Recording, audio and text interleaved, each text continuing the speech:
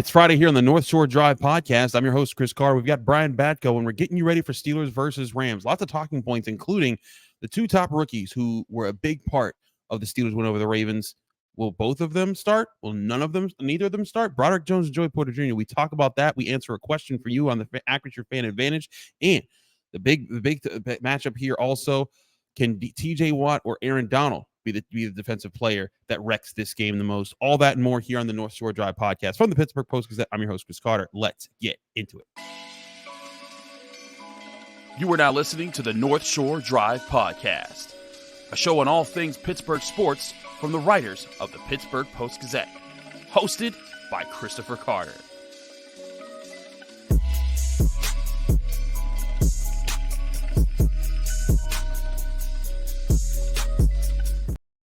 Hello, welcome to the North Shore Drive podcast from the Pittsburgh Post-Gazette. I'm your host, Chris Carter, here with Brian Batko. We're both from the Pittsburgh Post-Gazette. Find all our written content at post-gazette.com. Find all of our podcast content on your favorite podcasting app, whether it's Apple, Spotify, Google Podcasts, whatever, or on YouTube. Like this video if you enjoy it. Subscribe to this channel to get all of our daily content that comes out from the Pittsburgh Post-Gazette, and especially the Monday, Wednesday, Friday episodes of the North Shore Drive podcast and the Saturday episode of the Acrisure Fan Advantage, where we talk to an opponent expert each week. Today's episode is brought to you, as always, by Mike's Beer Bar, where I'm at right now here, leading into the weekend. Mike's Beer Bar is the best bar in all of Pittsburgh. Why? Because they have over 20 televisions that you can book out and say, hey, you want a game? I watched Pitt volleyball here this week. They'll get it on the tube for you here. Whatever your choice of game it is, soccer, football, basketball, hockey, baseball. It's the best time in sports, baby. So get in on the action at Mike's. And also, you have over 500 different available beers here, 300 of those beers being local beers and 80 of those local beers being available on tap. So many different things to get here while you're at Mike's. More on them later. Brian, the big topic all week. After the bye, Steelers saw good play from Broderick Jones, I thought, on the offensive line. Game-changing interception from Joey Porter Jr. So naturally, they'd both be starting in this upcoming game, but there's no indication that they actually are. And this could be a smokescreen. This could be nothing, but it also could be both the Steelers putting their veterans back in at the starting roles here. And Joey Porter Jr. didn't start against the Ravens. He just played most of the second half. What's your outtake? What's your insight on how both of the top rookies are looking like they're going to get time in this upcoming game, if they are? My first insight is this is our sixth North Shore Drive episode since the last time the Steelers played a game. We just need some real football to talk about again. I think the bye week, it was nice to sit back and refresh a little bit, but yeah, we need something to talk about. Sunday can't get here soon enough. But you're right. This topic is a developing story, I would say, with the Steelers team. I mean, it's impactful for the present. It's impactful for the future when you consider it's the top two picks from their most recent draft here. And, we'll start with Broderick Jones, Dan Moore. I mean, I'm surprised that the Steelers didn't just use this as an opportunity to say, hey, Dan, we know that it's not necessarily fair to lose your spot due to injury, but I mean, what's a favorite Mike Tomlin saying? He doesn't treat everybody equally. He treats everybody fairly. So, that's going to be a dynamic that you just have to work through. He knew the writing was on the wall when they used a first round pick on a guy at his position and traded up to get him. Credit Moore for playing well in camp in the preseason to hold him off. But once Broderick Jones got in there, I didn't see any reason to pull him back out. Maybe they think he still does need some more seasoning. Maybe they think Dan Moore hasn't been that bad to this point in the season. But I'm surprised that it's looking like Moore is going to start again week 7 in LA, despite Broderick Jones doing really everything that was asked of him in a tough spot against the Ravens. Even if he doesn't play against the Ravens, I felt like this was the spot to try it anyways. It's the bye week. Exactly. You got the bye week. The Rams, yes, everyone's going to think about Aaron Donald, but the Rams aren't the same Rams defense that won the Super Bowl years ago. They don't have the edge rushers anymore that they used to have, like Leonard Floyd and guys like that. And this would be a run. Yes, the Jaguars have a couple edge rushers you'd be a little concerned about, but the Titans are coming after them, the Packers after that. That would be a run of 4 games where I think you could get a real test of Broderick Jones without the gauntlet of Nick Bosa, Myles Garrett, Max Crosby that you were going up against in the early weeks. And in fact, his first test was Jadeveon Clowney, and he passed it. And I just think that there's got to either this is a smokescreen by Mike Tomlin and the Steelers. They're just giving Dan a chance to kind of like look to see what he's got. Mike Tomlin did say it's a big if to say that Dan Moore Jr. would be good to go for this week, but Dan Moore Jr. looked, I think he was a full participant on Wednesday, so that big if seems to be very small right now. Brian, would this be a legitimate mistake to take away Broderick Jones from this situation? They traded up to get this guy at the 14th overall pick. I'm not going to go that far because, I mean, I think number one, it's one more game. We don't know what the long-term plan here is. Maybe it's going to be as simple as, hey, first time Dan Moore gets beat or gives up a sack, pull him out of there and put Jones in. I don't think you want to get into that kind of musical chairs type situation, but I will, to play devil's advocate, just because Dan Moore looks like he's going to start this week doesn't mean they're committing to that for weeks upon weeks. Or even, more than one drive in this game. They still very much have the right to make a change there. And, I think Moore's a respected guy in that locker room. I think professionals understand when you invest a first round pick in somebody, they're going to play sooner than later, probably. But that doesn't mean that guys don't appreciate Moore and his work ethic and what he's done to this point. So I don't know that it's going to be a case of, hey, players are unhappy that they're taking Broderick Jones out of there. And Jones himself, I think he's trying to walk that fine line of doesn't matter how old you are. If you're talented, if you're physically gifted, you can go out there and help a team right now. He even said that last week before the bye. He was referring more to Joey Porter Jr., but obviously that applies to himself as well.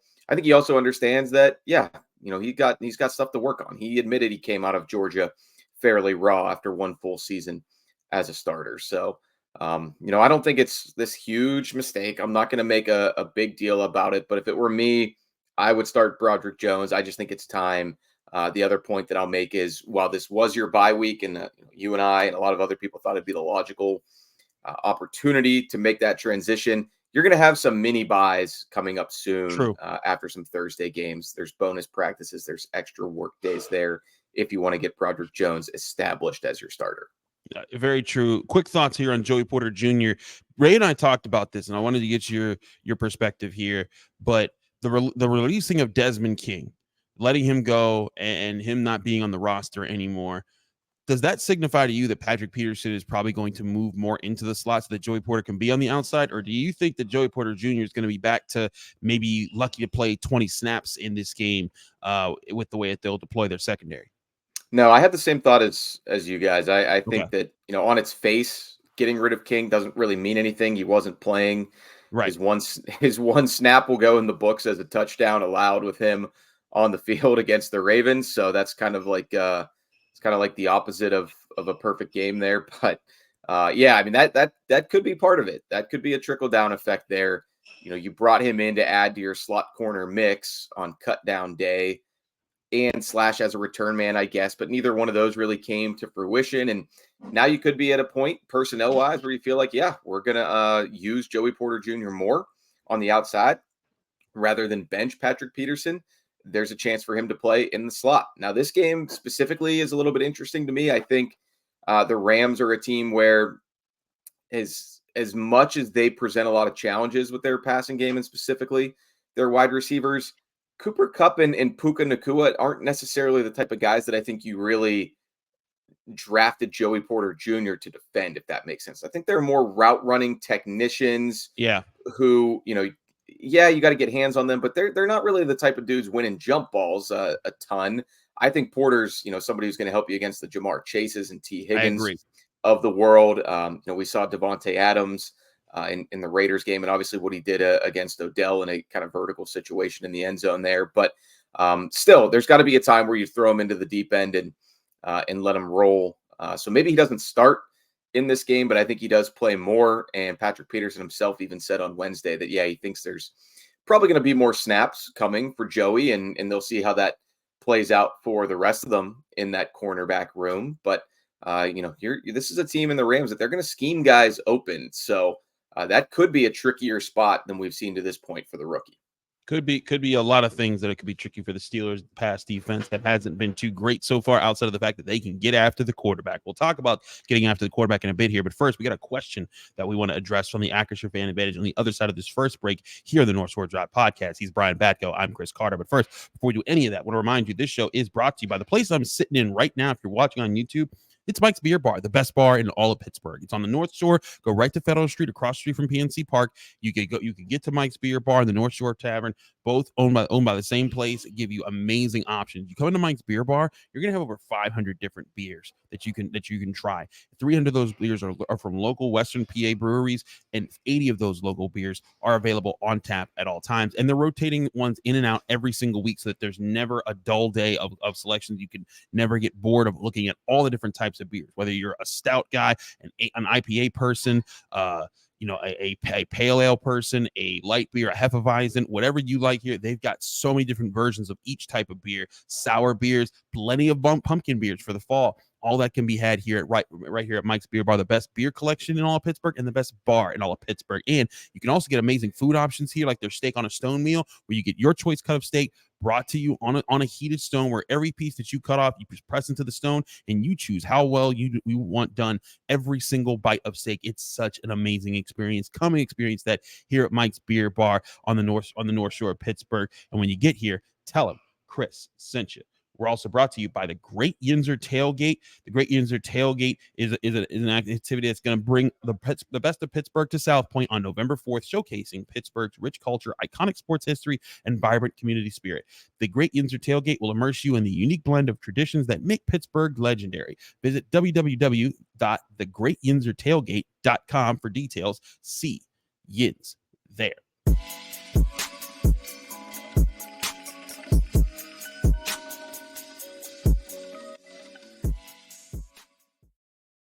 We're back here on the North Shore Drive podcast. It's for the Pittsburgh Post-Gazette. It's Chris Carter. It's Brian Batko. We now switch to the Acrisure Fan Advantage, where all season long, Brian Batko, our Steelers insider, answers your questions along with myself here on the show.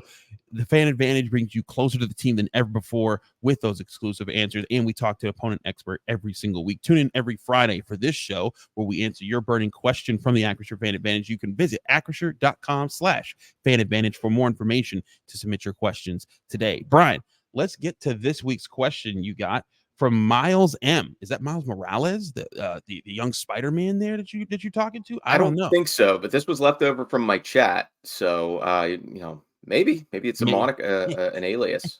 But Miles M says, "Hey Bats, thanks for the chats. Let's grab a beer this weekend in LA." Shout out Miles, to if you're listening, you're listening to this, if you want to grab me a beer, you know how to find me. There you go, absolutely. But he asks, do you think the Steelers make sweeping coaching staff changes at the year's end? Pat Meyer, Frisman Jackson, not getting it done. Thoughts, Brian? That's a big statement to say. All sweeping changes. What's your opinion on that? Well, he's talking about O-line coach Pat Meyer and wide receivers coach Frisman Jackson. I mean, I'll start with those two guys individually. With Meyer, I think, you could make a reasonable case. And there's also another reader who emails me periodically to say, why did Pat Meyer get this job? His NFL resume is not good. Go back and look at why he was let go in Carolina, essentially. I mean, that emailer has some good points. I mean, Meyer he's been around the NFL. He's not a lifetime college guy who was brought in to do this job like Matt Canada was as the OC. But, I can see both sides of that. Meyer, you could argue, hasn't had a ton to work with. But then you look at this week, the Rams right guard who's going to be out there on Sunday when they line up at SoFi Stadium is Kevin Dotson. And, I mean, he's playing much better in LA than he was here last season. It's obviously there's some different schemes there and stuff. But, I mean, Kendrick Green, how much of that is on the player? How much of that is on the development? Adrian Clem was the O-line coach here when he was drafted, but obviously Pat Meyer didn't wring much out of him either.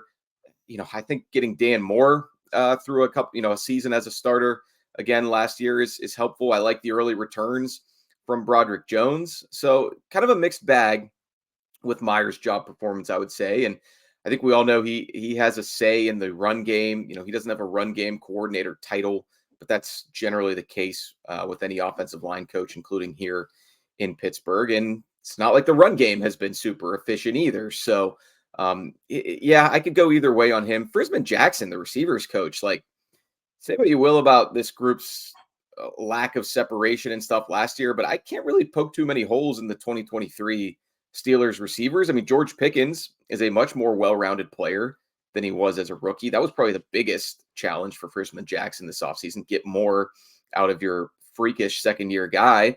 Calvin Austin, I'm seeing some good things out of him, even though he missed all of his rookie season with an injury. So I don't really have a huge problem with the job Frisman Jackson's done. I will say, though, to go back to the whole sweeping changes idea, look, if you're getting rid of your offensive coordinator after this season, which unless something changes, we both think that's going to be the case. Yeah, absolutely. That new person's going to bring in their own assistants, generally speaking. Usually. Occasionally, maybe somebody is tight with the head coach, or, they maybe have a pre-existing relationship with the new OC that's hired or whatever. And yeah, you work out a deal, you stay on, whatever. But generally, I would say that if Matt Canada is replaced by somebody here, that replacement is, he's going to go find his own line coach that he meshes with philosophically. He's probably going to get his own running backs and receivers coach. So just by extension, I think there would probably be sweeping offensive changes.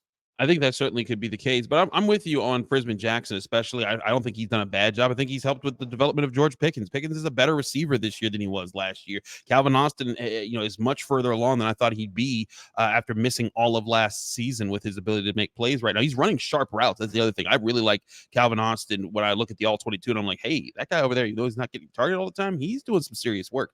Pat Meyer, I feel you on, take it or leave it. But the offensive line did, as a group, improve throughout last season. Granted, that did not carry over to this season, and that is part of the criticism there. But if they improve again at the end of this season with a rookie, if Broderick Jones gets back in more and he steadily improves, I wonder if there'd be a case to keep Pat Meyer around, to say like, hey, you know what? They've got something going. They've got Isaac Seumalo back, Broderick Jones back. Now maybe they can go invest in a better center than Mason Cole. Maybe they make some other moves there.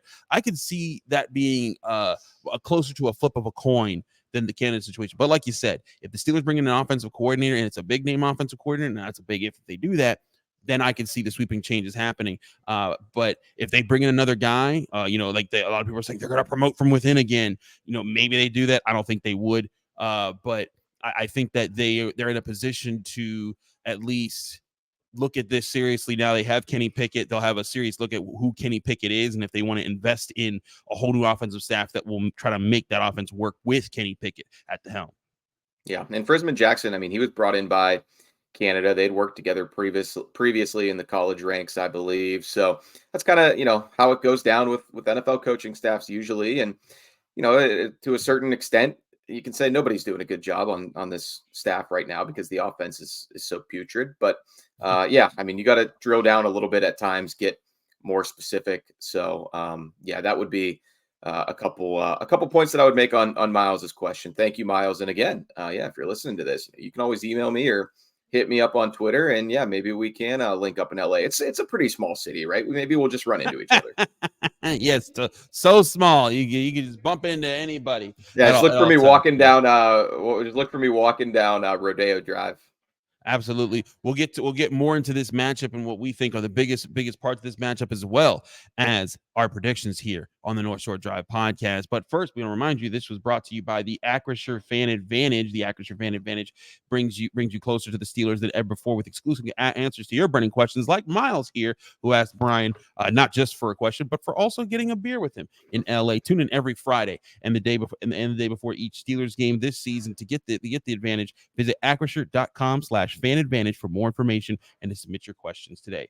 We're also brought to you by Savinas Kane & Gallucci. Savinas Kane & Gallucci, they're mesothelioma and asbestos lawyers with over 85 years of experience. Call them now for a free consultation. That's Savinas Kane & Gallucci. We're also brought to you by GameTime.co, where buying tickets for your favorite event shouldn't be stressful. Game Time is the fast and easy way to buy tickets for all your sports, music, comedy, and theater events near you. If you're ever looking for a ticket and you're running up against the clock and you're running late to the event, Well, this is where Game Time really comes into play. Not only can you see your ticket and what the view is from your seat on the Game Time app that you can download right to your phone, you can see the actual price for that ticket. You're not seeing all the hidden. You're going to see all the hidden fees. There are no hidden fees. They make sure that they're upfront so that you know what you're paying for when you tap on it, and it's just 2 clicks of a button, and those tickets are yours, even up to an hour after your event has started. If you're running late, that's why Game Time's awesome. Even if you're running late, they're going to find you killer deals to get amazing seats and amazing prices on those seats. And they have a best price guarantee that can't be beat. If you find tickets in the same section and row for less somewhere else, Game Time will credit you 110% of the difference. Snag the tickets without stress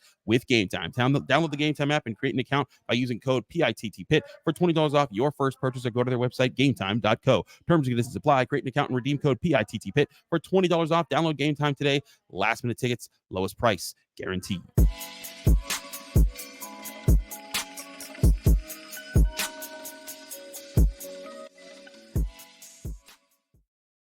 We're back here in the North Shore Drive podcast. He's Brian Batko. I'm Chris Carter. We're both of the Pittsburgh Post-Gazette. And Brian, I know these two guys won't be lining up against each other, but I feel like they're going to be in a race to see who can wreck the opponent's offense faster. And that's, of course, two guys that in the last 6 years have accounted for 4 of the Defensive Player of the Year awards. That's Aaron Donald and T.J. Watt. Granted, Aaron Donald accounted for 3 of those, and T.J. Watt's accounted for 1. But either way, these are 2 extremely impressive defenders, and they're also up against offensive lines that haven't performed great. The Rams have been giving up a lot of pressure to Matthew Stafford, who's in an older stage of his career. He's not as mobile as he used to be. The Steelers' offensive line, we've talked about their struggles and how they haven't been consistent this year. What's your look at how this game could shake out for both of these guys, being potential game wreckers, and who might be the one that wrecks the game first for the other team? Yeah, I mean, on one hand, you'd probably say T.J. Watt against it was the Rams right tackle Rob Havenstein or Havenstein or something. I think so.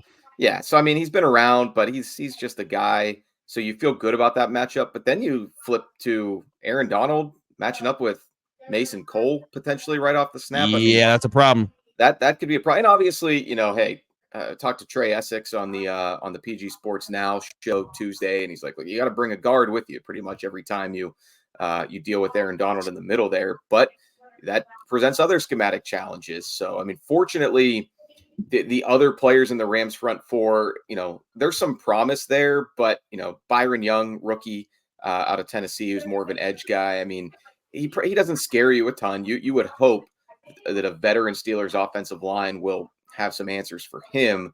But it's a Rams defense that does, I think, still kind of revolve around Donald in a big way. And the Steelers are emphasizing this week in practice, containing him, minimizing him, even though you're never going to take him completely out of the game. And as much as I feel like the Steelers might have the edge in terms of Watt versus Donald, if you want to make it about that. And you're right, Chris, you put those two families together, 7 Defensive Player of the Year awards. That's even crazier. Yeah, you throw in JJ, it's just ridiculous. Yeah, too bad Aaron's older brother, Archie Donald, did not have a Hall of Fame NFL career. Hey, Elliot Donald could be on the way for Pitt, man. You never know. That's right. That's his nephew, correct? Yes, his nephew. Yeah. What year is he? Sophomore, junior now? He's a redshirt sophomore, I believe. But okay. he's coming. He's working his way up the depth chart. Yeah, so he's kind of like J.J. Watt's kid, I guess at this point, who's like 6 months old or something. But in the comparison, but no, what I was getting at, what I was going to say is, as much as I feel like, Watt can and often does screw up game plans for other teams, the Niners and Texans found ways to kind of keep him off balance. I mean, he ended up with 3 sacks against San Francisco, but by that point, the hay was in the barn. Yeah. And against the Texans, he flashed at times early in that second half, but obviously a little too late. Now you get a Sean McVay offense, who he comes from the Shanahan tree as well. So he's going to have a lot of those same bells and whistles. He's going to have the eye candy, as Patrick Peterson called it after the Texans game, all that shifts and motions. And what's the new one? The cheat motion that everybody's doing in the NFL, or at least the smart teams offensively, or the creative ones. So, I mean, that's what gives me a little bit of pause, is that, when you get down to matching wits in terms of the offensive play callers in this game, the schemes and the systems, you've got one side that's proven NFL prolific offenses with creativity and being a step ahead of defenses. And then you've got Matt Canada, who we don't really need to talk any more about him on what, again, our sixth North Shore Drive podcast episode since the Steelers played a football game. Man, we're leaking oil at this point. Technically, isn't it our seventh? Because you did the Acrisure Fan Advantage. We had the mailbag episode too. That's a full week. That's like we did an episode every single day, including a Saturday and Sunday after the game, without any extra football to talk about. Yeah, it's like being back in training camp again, where you're just you're talking about same storylines over and over. But hey, we got to feed the beast during the season. So at least soon we can get to a prediction for this game, and then we'll find out how it plays out on Saturday or Sunday. But I want to get to this point, but right before we do our picks here, I agree with you that we've seen teams, not the Texans did neutralize T.J. Watt and Alex Highsmith. The Niners didn't neutralize them, but they were winning enough in other places that it didn't matter in the end. But Sean McVay is going to try to find creative ways to do that. I just think the Steelers, one thing they have on their side in this situation, when you're talking about offensive line versus offensive line, the Steelers' defensive front, I think, has more able weapons that can also wreck games. Alex Highsmith being there, I think Larry Ogunjobi being healthy will be a big boost to this team. I think Keanu Benton and DeMarvin Leal could each be good guys, good help there. And I also think the Steelers' linebackers are starting to play a little bit better. If they can take steps forward, I think that helps there. Unfortunately, though, you think back to Houston, and the Texans were starting like 5 guys making 6 figures on their offensive line in that game, and one guy who had never seen an NFL regular season snap before, and look what happened. No, I agree with that. But I also think that was a game where the linebackers and interiors defensive linemen underperformed. Like they were in very winnable spots. Like we talked about Landon Roberts one-on-one with C.J. Stroud in space, and he whiffed. Yeah. And it was like, and guys in those situations there. But I think that when you go to the flip side, the Rams have more defensive line questions and defensive front questions around Aaron Donald than the Steelers do around their edge rushers. And I think that could work in the Steelers' favor, but either way, I think it comes down to what you're saying too. Offensive game plans and executions, a veteran quarterback in Matt Stafford who will know that the Steelers are coming. He'll get the ball out quick. He'll know how to work game plans. And he has maybe the most reliable one of the more reliable receiving corps in the NFL with Kupp, Puka Nacua, and Tutu Atwell. So let's get into our predictions here. Brian, give us how you think this game's going to play out and your final score, who gets the dub. Yeah, I mean, 3 of those guys that you just mentioned, Stafford, Nacua, Kupp, they make me feel like the Rams are going to pull this one out, even though, these are 2 teams health-wise going in different directions. Steelers coming off the bye. They're really getting just about everybody back except for Cam Hayward at this point, while the Rams, they're down their top 2 running backs and Kyron Williams and Ronnie Rivers. So, he's going to be handing off to who knows who. But, that's probably not going to stop them from devising a game plan that gives the Steelers secondary fits. And we know they've had some issues at times already this season, slowing down receivers. You know that better than anybody, Chris, with your wonky stats and obscure references. Obscure stats, baby. Yes. But yeah, go ahead. Were you going to defend yourself there? No. I just making fun of the moment where I asked Mike Tomlin about the Steelers. They've given up the 8th most receiving yards to wide receivers in the NFL. I think that's a pretty relevant stat. He kind of dismissed it, and I only asked that, even brought up that stat to say, what does the secondary have to do to improve? Which I think is a very standard question, but I think he disagreed with my usage of it and its relevance of allowing to wide receiver. But this is one of the better receiving corps you're going to face this year. You haven't faced even the Bengals yet with their receiving corps. I just think it's going to be a big question with the corners, the safeties, how they're deployed in this game, how they try to limit these guys this game. And I get Mike Tomlin's point that, you know what, like you give up, who cares if you give up 172 yards to Devontae Adams if you get the dub and you're creating lots of turnovers against the Raiders, but you're not going to do that every week. And Matt Stafford, I think, is going to make it a lot harder on you to do that this week. If Mike wasn't so grumpy all the time on Tuesdays, he could have been like, yeah, but Chris, go look at what we've allowed to tight ends and running backs and get back to me. So I mean, all of that saying, I'm going to go Rams 23, Steelers 19. I just can't this Steelers team and how inconsistent they are and all the warts they have. I just can't see them getting 2 games above 500. So, when they start to show you something and get to 3-2, I'm like, hold on, rein it in.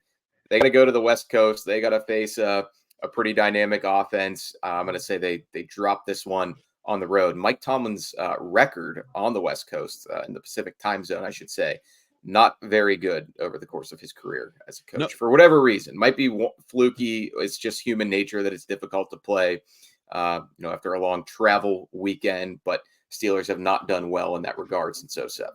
No, I agree. It's been a struggling point for them. I am also picking the Rams here for similar reasons. I just think that Matt Stafford is a smart quarterback. He's a veteran quarterback. He's seen this defense before. He's lost to it before. Has he beaten? I don't think he's ever beaten the Steelers before. But no, I don't think so. Even though he hasn't, he's been a guy who has, he won a Super Bowl. He's made big plays. I think that he's a guy who's going to make smart decisions, get the ball out of his hands. You're not going to see him throw 3 interceptions like Jimmy Garoppolo did with the Raiders. And I think I'm saying 24-20, and I think that comes with a late drive touchdown pass from him to Cooper Kupp. And I think that kind of exposes the Steelers secondary for the problems that it has right now. I still think Mike Tomlin, who says that Minkah Fitzpatrick is going to make plays wherever he's lined up, I think that they're still hurting themselves by moving him all over the field, not letting him just be that pure center fielding free safety. And I think this secondary needs to get into some actual roles that will benefit all of its players. And Joey Porter Jr. needs to be starting on the outside while Patrick Peterson helps more on the inside. He can be an extra safety if you want, whatever you call it. He's got to move inside so that Joey Porter can play outside. Levi Wallace can be out there. And they also try to free up Minkah to be a bigger playmaker. I just feel like McVay and Stafford are going to find the mismatch kind of no matter what you do in that regard. So I agree. He has 23-19. 23-19. We got a 23-19 for our Monster Inc. fans out there.